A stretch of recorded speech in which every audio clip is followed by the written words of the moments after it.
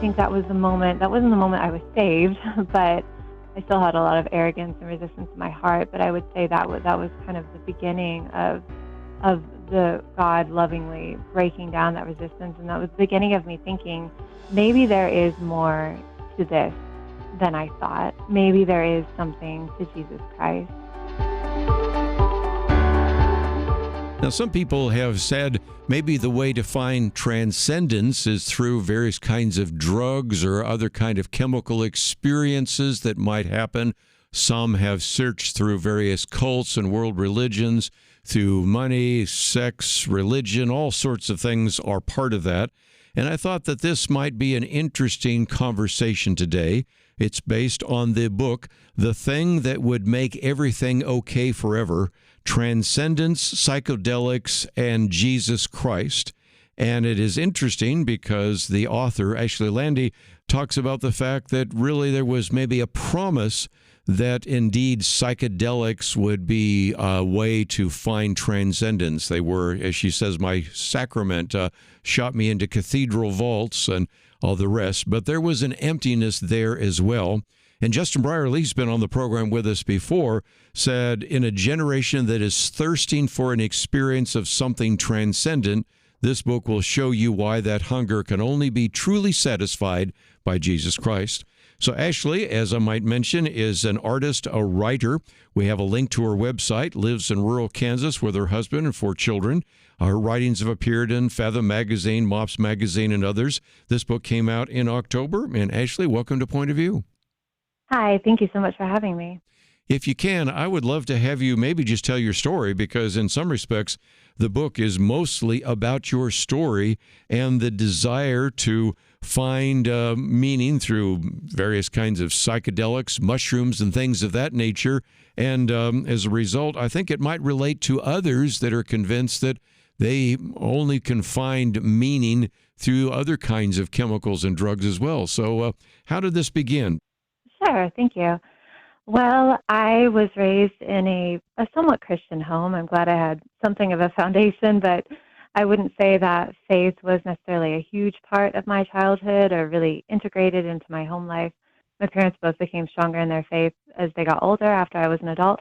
But we did go to church a lot of the time when I was very little, and not so as much when I was a teenager. So I did have some foundation of the Christian faith, but I never really understood the gospel. I never really understood what Jesus Christ had done for me. And so when I was around 14 or 15 and I've always been a voracious reader, I started coming in contact with other ideas about religion, specifically atheistic ideas, ideas about other religions. And I just found anything countercultural very appealing. I was rebellious. And so it was pretty easy for me because, as I said, I had never really understood the gospel despite having something of a foundation of the Christian faith. And so when I was 14 and 15, and these ideas I was consuming mostly through books seemed so appealing and exotic, it was pretty easy for me to completely disavow the faith that I was raised with. I said I was an atheist. It was really kind of this blithe, rebellious thing, like I said. And my parents were upset, but I think, they hoped it was just a phase I was going through, so there wasn't a major intervention or anything. And I continued on that path for several years through high school and started encountering mind-altering substances. I think maybe when I was 16, I smoked marijuana for the first time. I didn't really get high. I wasn't really effective, but I was very attracted to the idea of taking something that could alter my consciousness and could give me a different perspective, and was introduced to alcohol toward the end of high school and continued consuming alcohol in really destructive ways throughout a lot of my college experience, but eventually became pretty disenchanted with that because it was so destructive and there was always such a high cost for getting drunk. The next morning there was a pounding hangover. And I also came to feel a sense of shame, even though I had embraced all of the ideas of like libertinism and sexual freedom and the sexual revolution. There was always, I couldn't escape my own conscience. And so there was always this lingering sense of shame. And so I became disenchanted with party life, and toward the end of my last year in college, I had a friend who said that he could get some psilocybin mushrooms, also known as magic mushrooms, and I thought, why not? I was up for anything. I didn't have any morality around consuming mind-altering substances or any reason that I would have any pause about it whatsoever. And so I said, sure, why not? And that first experience, there wasn't necessarily a spiritual dimension to it for me. I was still pretty firmly an atheist after that experience, but I just thought it was wonderful. I thought it was fun. I thought it was interesting and fascinating. And I knew I had found something that I wanted to pursue further. I would say at the time it supplied what seemed to be a sense of transcendence, just something outside of the consciousness I had experienced to that point. And I was seduced. I was very, very interested in it. So over the course of the next year or so, I was able to find and purchase magic mushrooms a few more times, I think.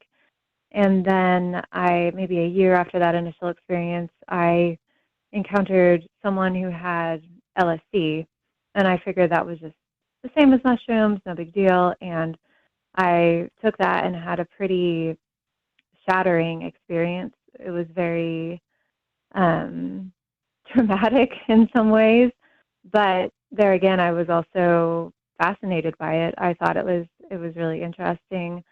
I wasn't sure that I was an atheist anymore. I still would never have wanted to hear anything about Jesus Christ. I just closed my ears as soon as someone started talking about that, but it did make me more spiritually open to all manner of other things. And it was from then on, probably the next 6 to 7 years, I spent taking psychedelics with varying degrees of frequency, and really pursued that path all the way to the end of the line. And I'm summarizing greatly here. Obviously, I wrote a whole book about it, but toward the end of that period, I had met my husband. We actually met at our drug dealer's house, the person people that we bought LSD from.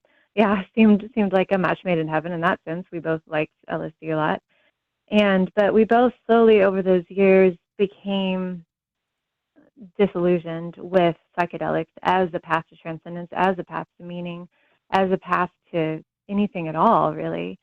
And like I said, I'm drastically summarizing here. It was a long, slow arc, and thank the Lord, he's very patient. But yeah. Ashley, one of the things I'm going to do, hold up for right now, people watching online, my booklet on the new atheist. We have produced this in the past. It came out a couple of years ago, and I may need to update it. But at the time when you were younger, you actually stumbled upon a number of very important books. And that's in Chapter 2, The Godless Light. You had sampled Richard Dawkins' The God Delusion, as well as, of course, Letter to a Christian Nation by Sam Harris. Even, of course, you might even think about the one which you kind of read and then kind of dismissed by Christopher Hitchens, God is Not Great. And I think that's important because part of your search could have changed differently if you had maybe paid more attention. For example, one of the books you were given is the Left Behind series, but it does seem to me that these particular atheistic books captured your attention and really set you on a path to try to find your own meaning and significance really apart from God. Is that fair? Yes, that's very fair. Yeah, and I think I was just really, I wish that, and I'm not blaming anyone, but I wish that I had been introduced more to intellectually robust Christianity. Like, I think things could have perhaps been different if I had been introduced to C.S. Lewis. But part of the reason I was so seduced by Christopher Hitchens at first anyway is that he was very intellectual. He was very clever. Sure. He seemed very sophisticated. Now when I was writing my book, I went back and I read some of his writings, and they didn't seem nearly as clever as they did when I was 17, 18, But yeah, I was not at all familiar with the tradition of, like I said, intellectually robust Christianity. And so I just kind of dismissed Christianity out of hand as something for dumb people or weak people, which is what Hitchens et al. Would present it as. And I wanted to be part of the intelligentsia. You know, I wanted to be intellectual. I wanted to be, and I saw it. And I also can't discount, there was a boy I had a crush on when I was 14, 15, and he was a rabid atheist. And I remember him saying something like no intelligent person can be a person of religious faith. And of course, since this was someone, you know, I was a teenage girl, this is someone I looked up to and had a crush on. I thought, oh, he's probably right. So like I said, I can't discount that whole, the role of that and everything. But yeah, I just really thought, and Christopher Hitchens in particular just seemed very, very smart to me, very clever. And when I would see film of him, like he seemed to have a comeback for everything, you know, and he was never left speechless. Certainly, that was one thing about him. He always had a quip for everything, and I think that was really appealing to me. Sure. But again, I think there's a lesson to be learned. That is, when your kids ask intellectual questions, you should be able to give them intellectual answers. And that's why we make these booklets available, more than 70 of them. Yeah. This one on the new atheist, got one on drug abuse, which we'll talk about later. But what I thought was intriguing is, of course, that's in chapter 2. By the time I get to chapter 3 and following, there is a sense in which you're still looking for significance, looking for transcendence, maybe not overtly, but there's oftentimes people have said we have a God-shaped vacuum, or Ecclesiastes says eternity is in the heart of every individual. You were seeking for something, and maybe it wasn't fulfilling to be an atheist, so maybe something that looked more like the New Age, or of course you were interacting with people that, for example, you know, had Be Here Now or the Tibetan Book of the Dead, or, you know, many different things that you mentioned there that also in some respects were causing you to look for some kind of spirituality, some kind of transcendence, don't you think? Oh, absolutely. Absolutely. And I thought, and there was, even before I had that first experience with LSD, like I said, that was in some ways a really not a good experience and a traumatic experience. I was becoming slowly disillusioned with atheism. Like, it just was starting to reveal its emptiness to me. It was starting to reveal its hollowness. And I remember being so excited for Christopher Hitchens' new book to come out, which was titled God is Not Great, How Religion Poisons Everything, which, you know, characteristically extremely arrogant title. And I remember sitting down to read it and getting maybe, a third of the way or halfway through it, and just feeling like if this is the truth, if this is the definitive truth, there is no God.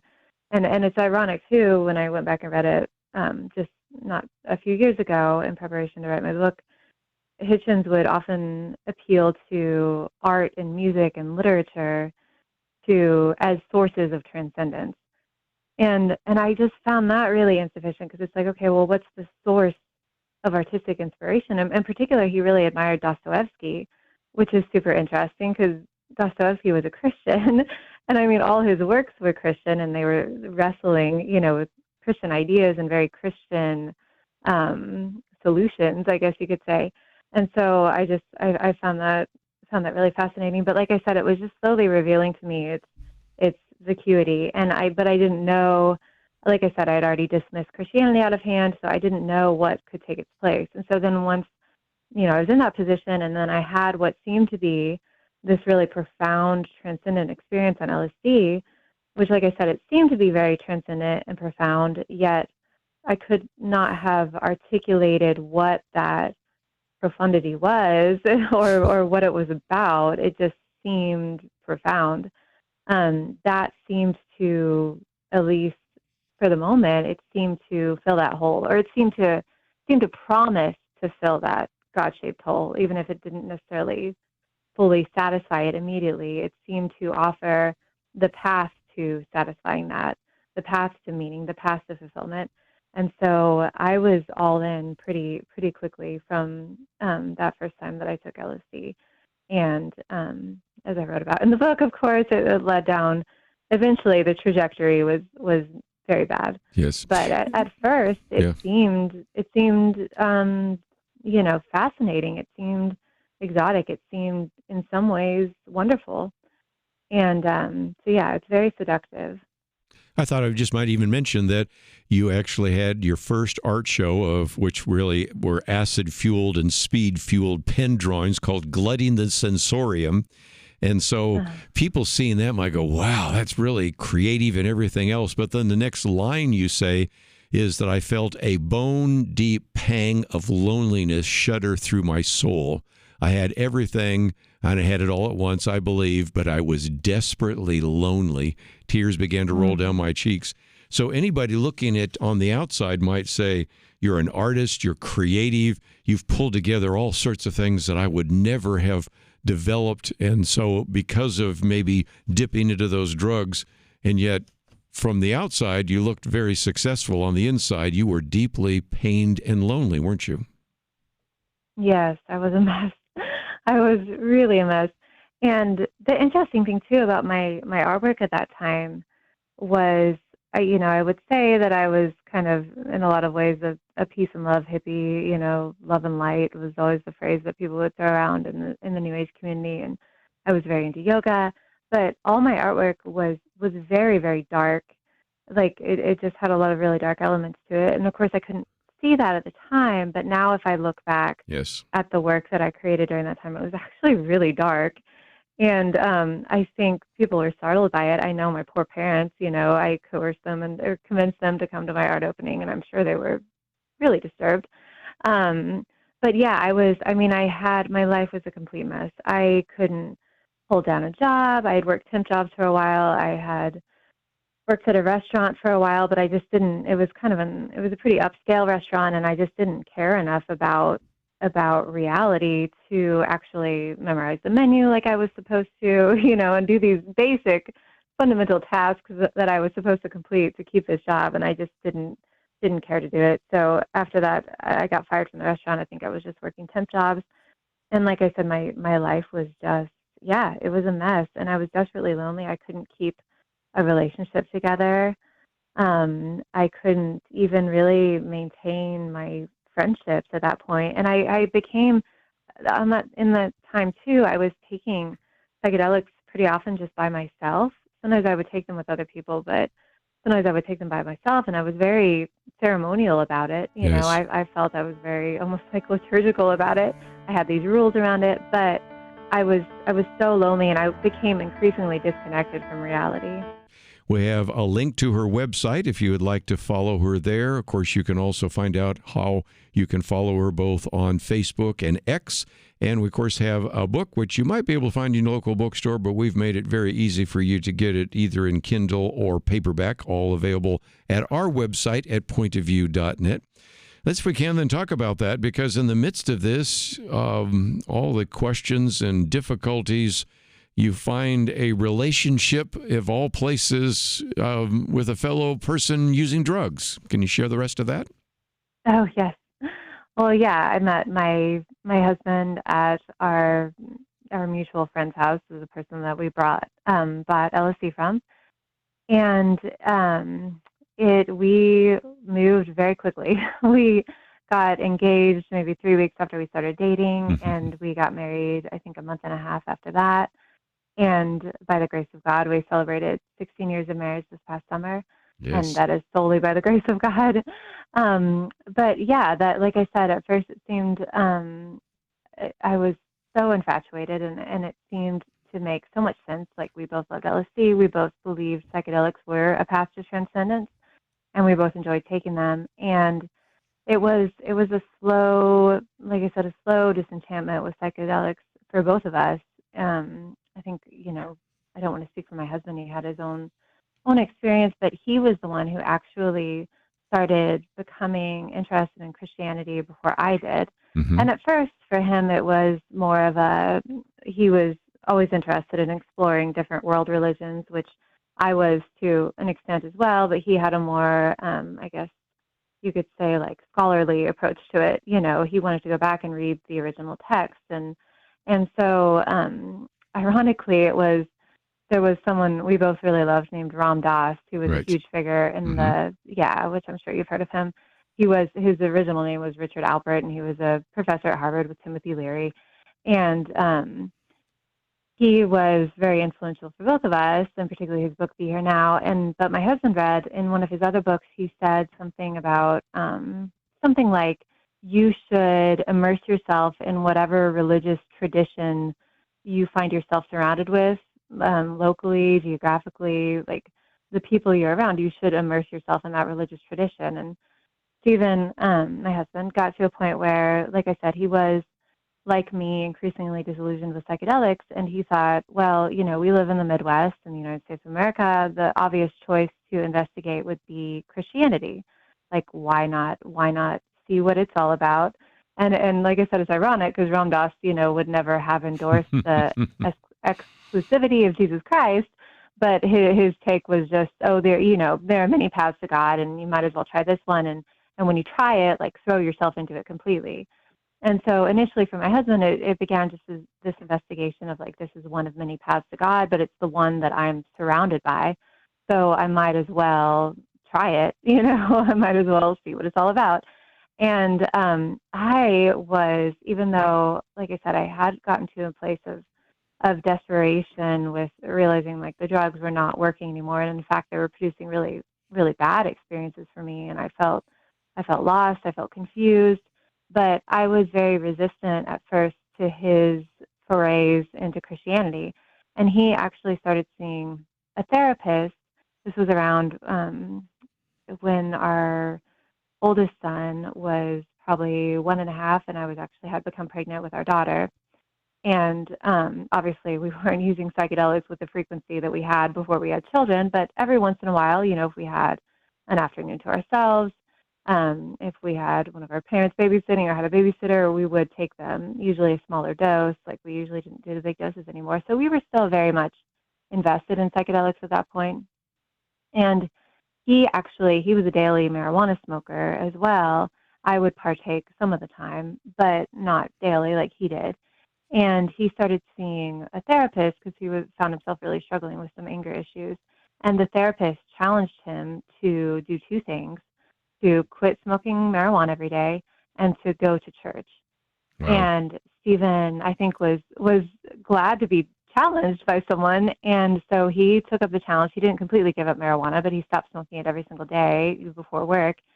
And he decided he was going to try a church. And there was a church maybe 6 blocks away from where we lived in Kansas City.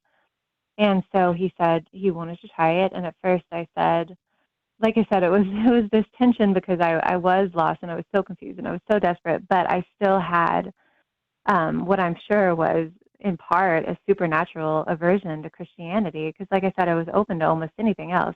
But as soon as someone started talking about Christ, at least in an exclusive way, as the way, the truth, and the life, I really didn't want to hear about it. So at first I really resisted that. And then it was maybe in my 8th month of pregnancy with my daughter that I finally consented, reluctantly still, to go to church with him. And I remember just feeling I really didn't want to be there. I wanted to sit near the back.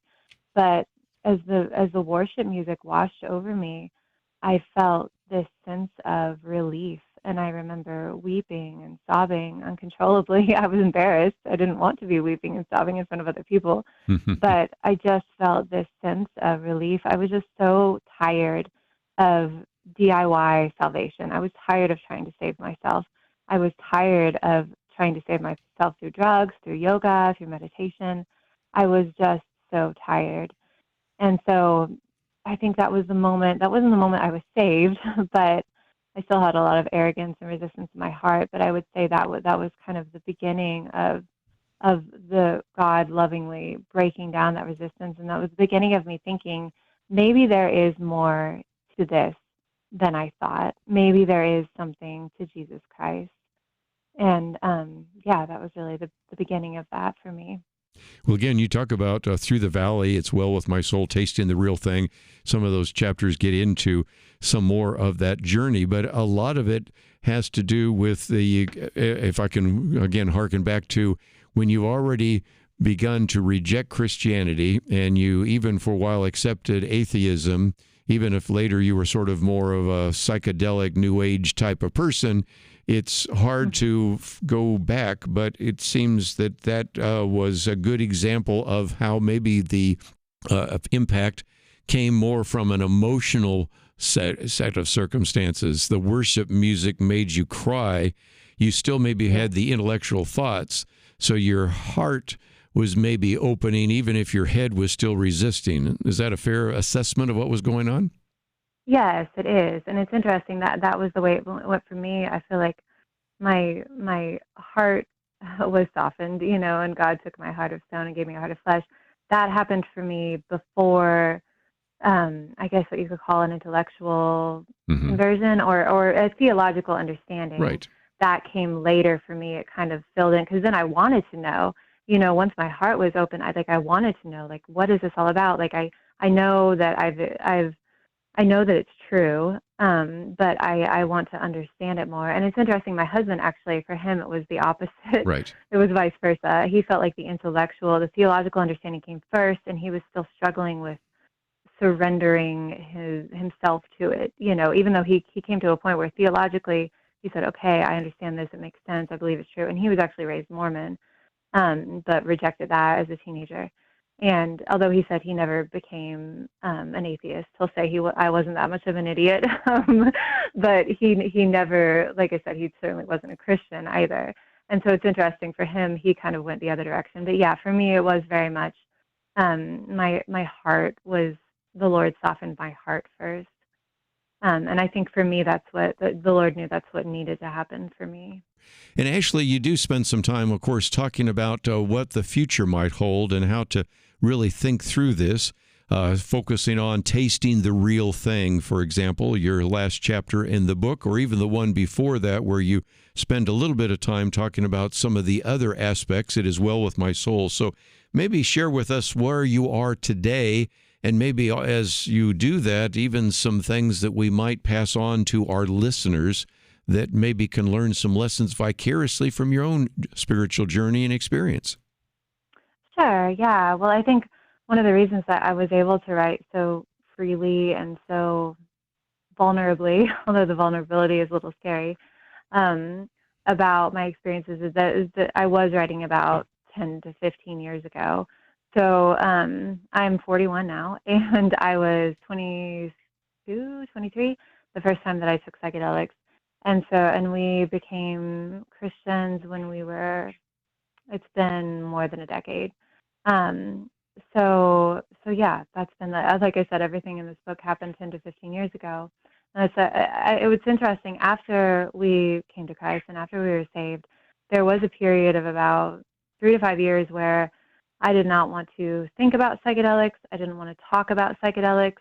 I just wanted to know more about Jesus, which is not to say I was obviously a perfect Christian. There were still so many things and still are so many things that I feel like God needed to root out of my heart and reshape me and transform me through the renewing of my mind.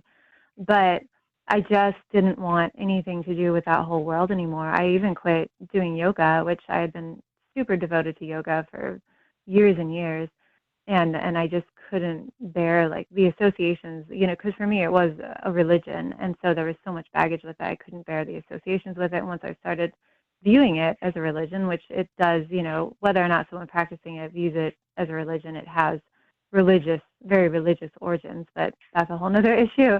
But yeah, for the longest time, I did not want to, I felt really, I guess, like traumatized in a way by all my experiences. I just didn't want anything to do with them anymore. And it's only been in the past maybe 5 years, I started thinking about it more and thinking, maybe I should write about this, because I saw that psychedelics were having a resurgence in popularity and culture. These major figures like Joe Rogan, Jordan Peterson, who's the Green Bay Packers, or he was the Green Bay Packers, Aaron Rodgers. These celebrities and very influential people were coming out and talking about endorsing psychedelics. So I thought, maybe it would be helpful to someone, for a Christian who says, who can say, like, I did a ton of psychedelics, like I believed in psychedelics. I believed in the power of them. And ultimately they led me to a very bad place, and then Jesus alone can save. And so I started thinking, maybe it was a good idea to write about it. I never intended to write a book about it. It's interesting how that came about. It was definitely God orchestrating that. But Yeah, I wanted to say, now that my own children, so I have my two oldest children are 15 and 13, and then we have a 2-year-old, and I said 4 children. I'm actually pregnant. The fourth one is still on the inside. I'm about 24 weeks pregnant. But like you said, and now that we're kind of navigating that with our own children, those really formative ages, which for me, like I said, the point I made that switch from disavowing Christianity, which I'd always been a pretty good, compliant kid. And I would have said I was a Christian, like I said, even though I didn't necessarily think I had an understanding of the gospel, I would have said I was a Christian. And that switch for me came around 14, 15 years old.